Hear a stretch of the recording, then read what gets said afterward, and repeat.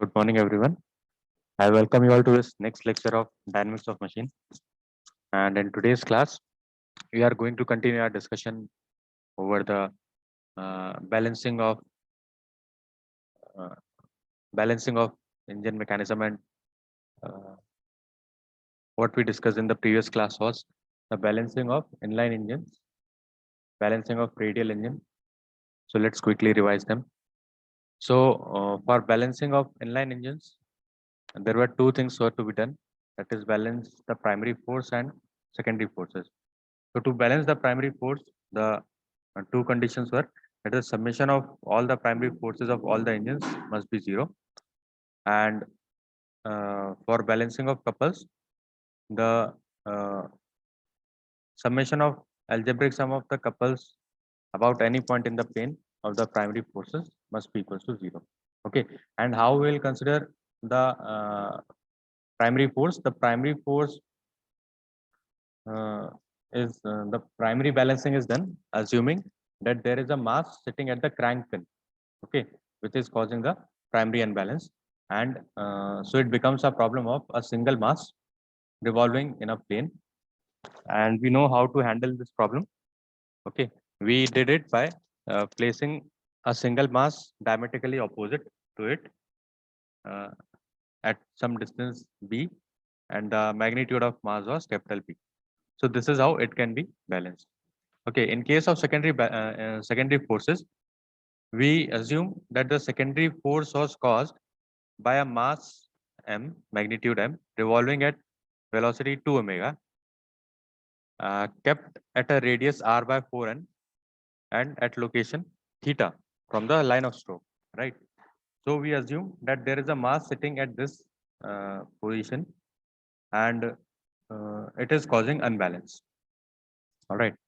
So again, we have to balance it by uh, satisfying these conditions. That is, algebraic sum of all the secondary forces must be zero, and algebraic sum of all the couples about any point in the plane of secondary force must be equal to zero. Okay, so this is how we are going to balance the inline engines, the primary and secondary forces both. Then for radial engines, we saw what is meant by radial engine. Okay, so different connecting rods are connected to a single crank, and they all are in the same plane. Okay, they all lie in the same plane. There is no out of plane force in this case. So it becomes a since they all lie in the same plane, therefore there was no couple involved to be which was out of balance. Okay, so that couple does not need to balance, so uh, it becomes a problem of only unbalanced forces. So both the primary and secondary forces will be unbalanced, and to balance that, we saw a method, direct and reverse crank method. Okay, in this, the crank which is actually present is considered as the direct crank, and the mirror image of that crank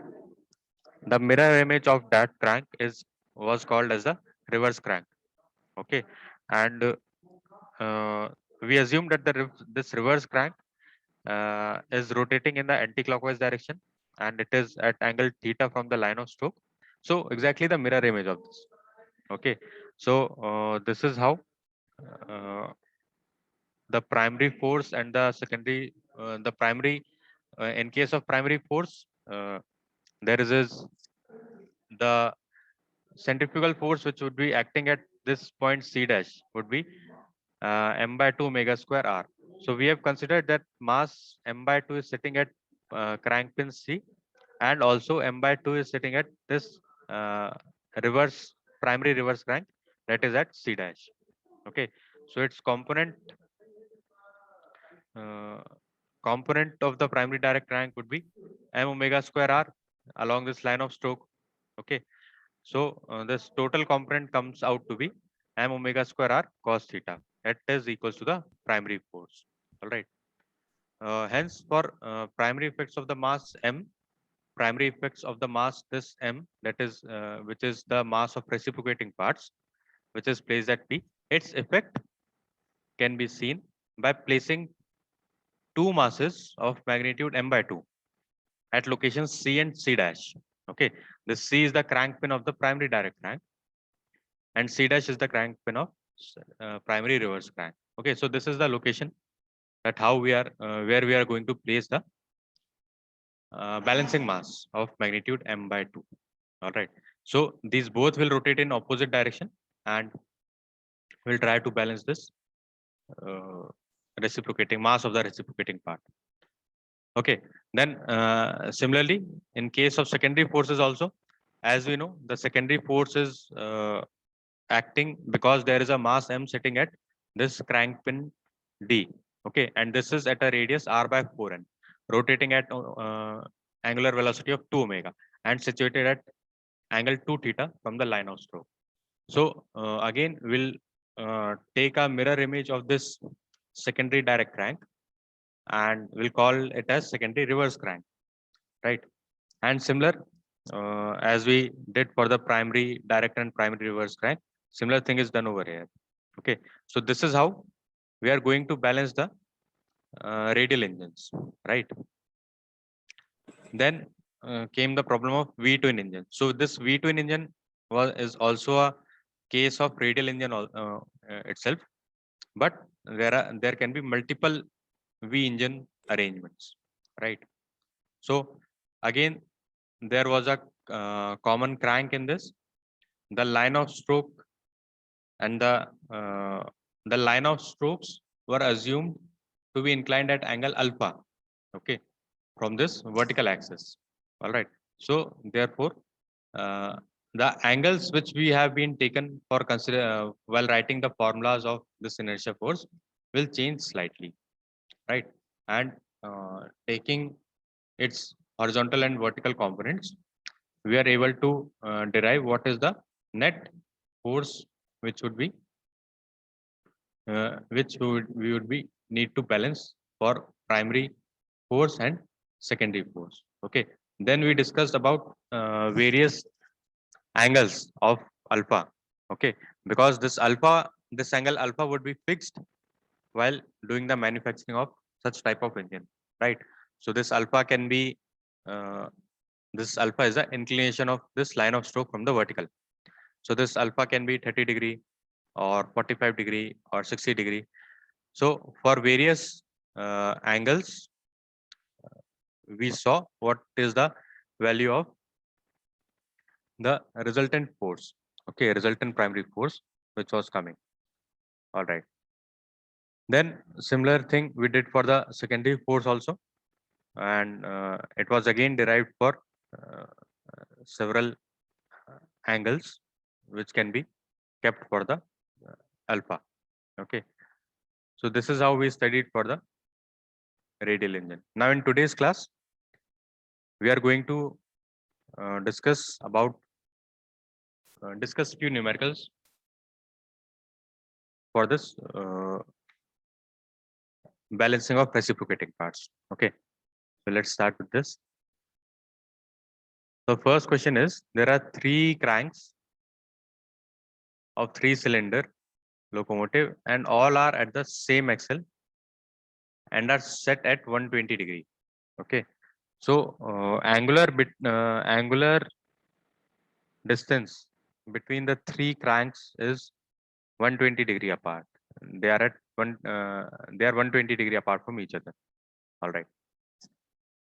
The pitch of the cylinders is 1 meter and the stroke of each piston is 0.6 meter. Okay, so this is given to us. The reciprocating masses are 300 kg for inside cylinder and 260 kg for outside cylinder, and the planes of rotation of the balance masses are 0.8 meter from the inside crank. Okay, so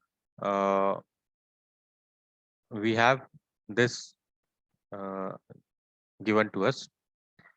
If the 40% of the reciprocating parts are to be balanced, then find the magnitude and position of the balancing masses required at radius 0.6 meter.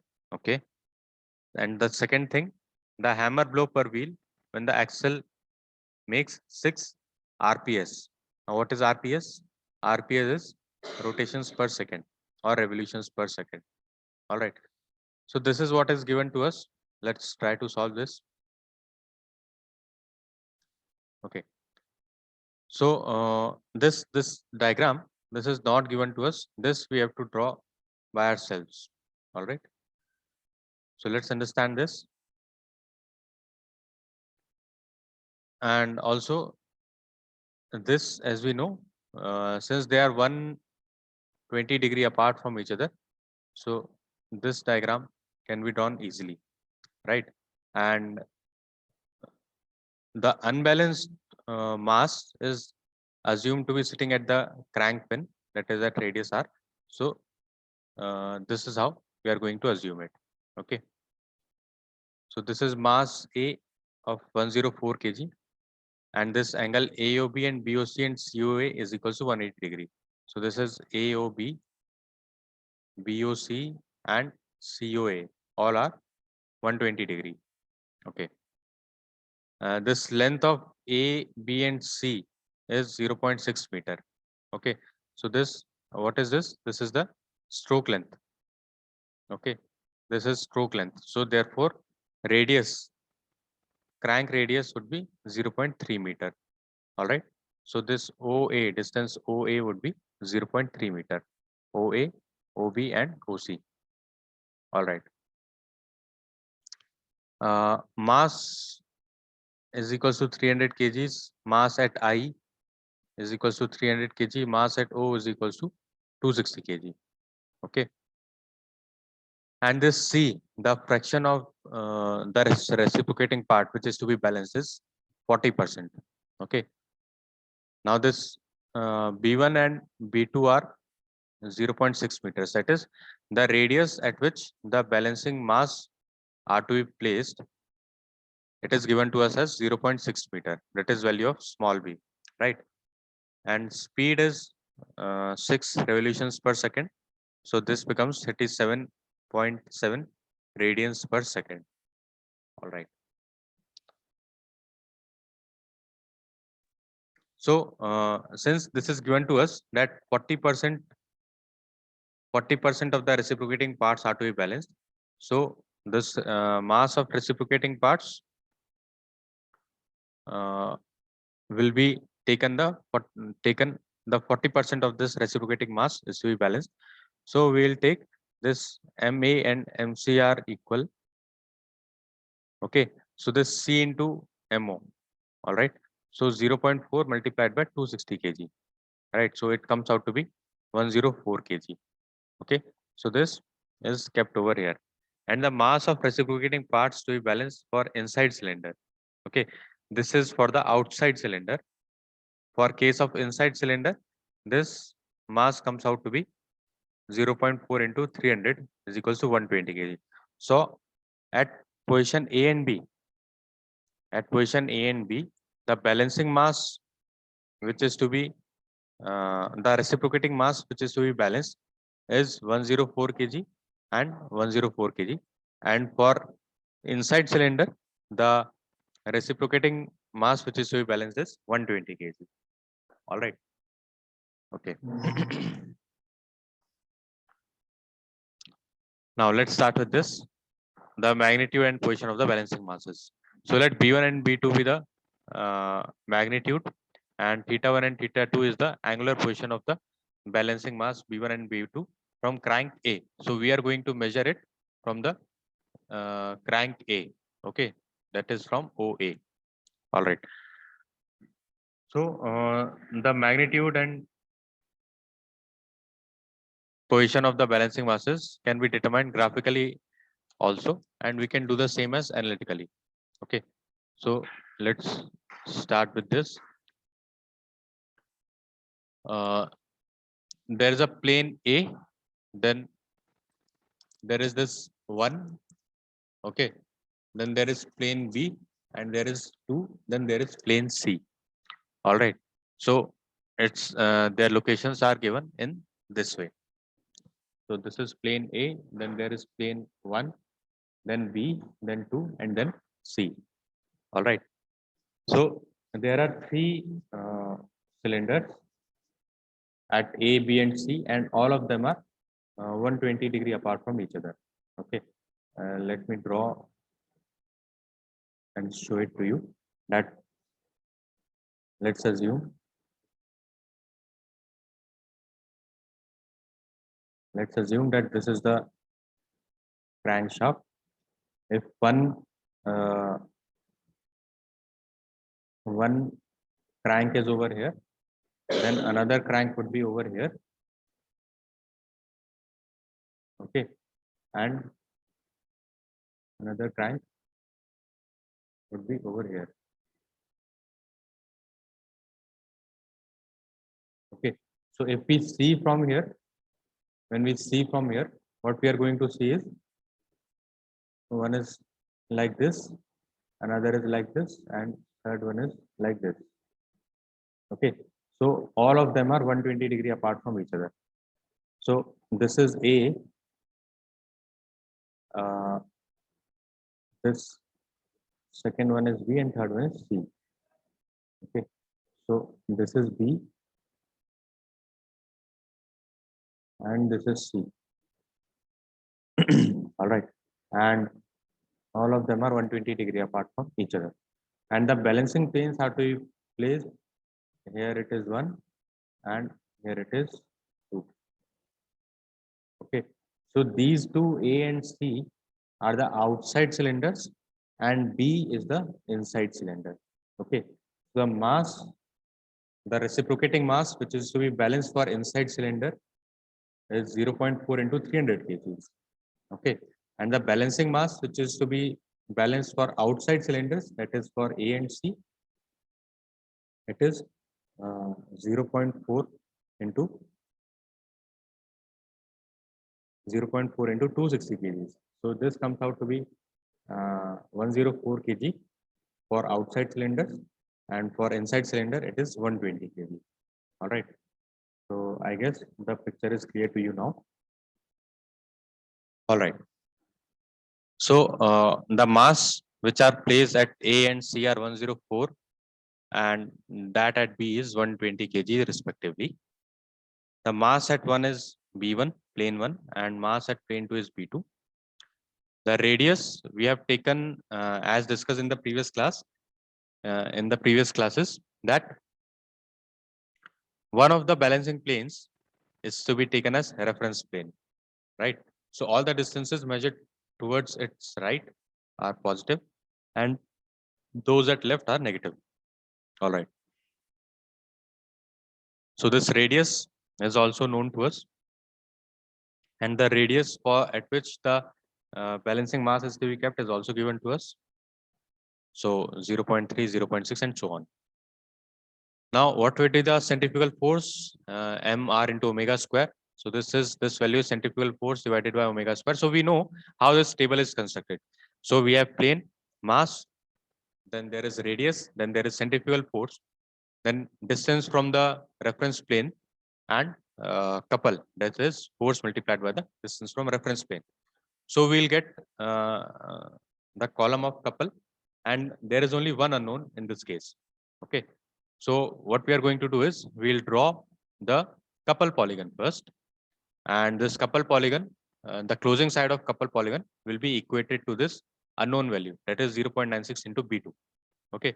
So once we draw that, we get this 0.96, this O dash C dash is equals to 0.96 B2. Okay. And once we measure it, multiply it with the proper scale, which we would have taken to draw this, and equate it to 0.96 B2. The value of B2 comes out to be 57.5 kilograms. Okay.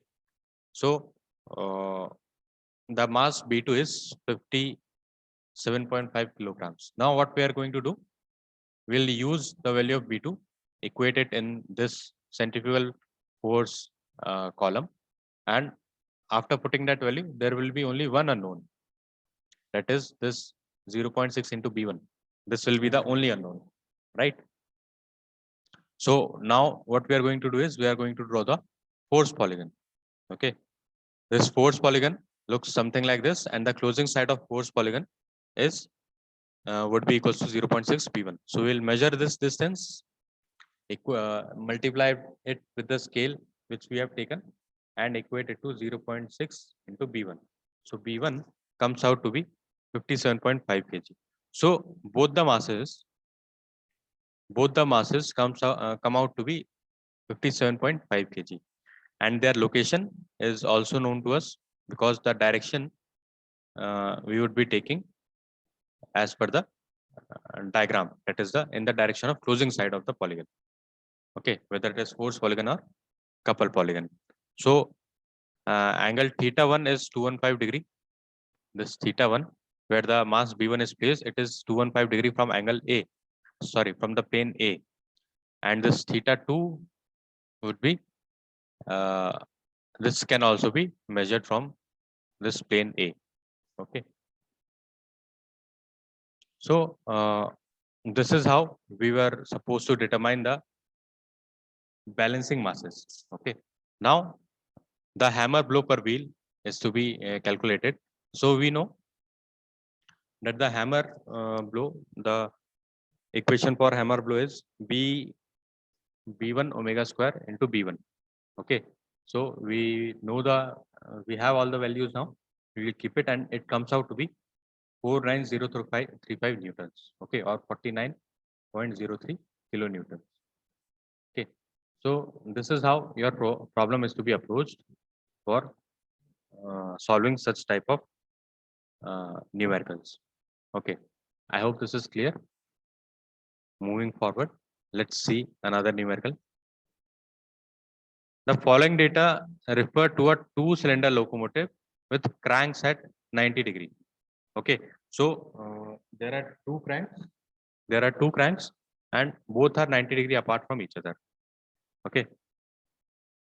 Reciprocating mass per cylinder is 300 kg. Crank radius is 0.3 meter. Driving wheel diameter is 1.8 meters. All right. Distance between cylinder center lines is equals to 0.65 meter. Okay. So this distance A is given to us. Okay. Then distance between the driving wheel central planes is 1.55 meter. So all this is given to us. What we need to determine is the fraction of the reciprocating mass to be balanced if the hammer blow is not to exceed 46 kilonewton at 96.5 kilometers per hour. Okay. So this condition is given to us that the limiting value of hammer blow is 46 kilonewtons and at the speed of 96.5 kilometers per hour. Okay. Second thing is we have to find out the variation in tractive force and the maximum swaying couple. All right. So these three things are to be determined. So let's first draw the angular locations or the locations of the this planes. All right. So first thing which is given to us that both the cranks are 90 degree apart from each other. So this is how we are going to draw it. So if we see it in oblique view, one crank, if one crank is over here, okay, if this one crank is at angle theta, sorry, let's say this is the line of stroke.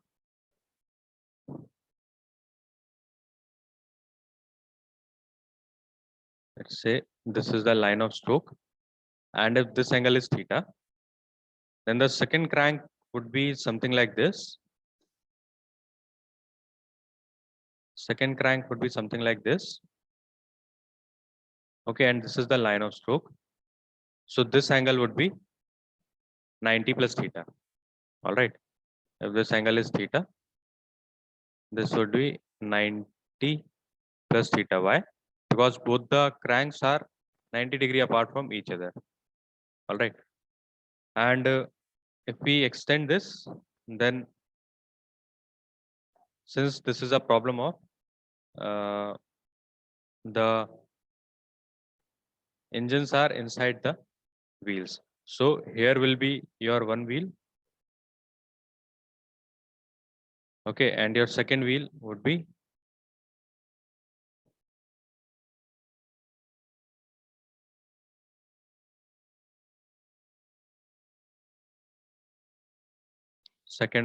something over here.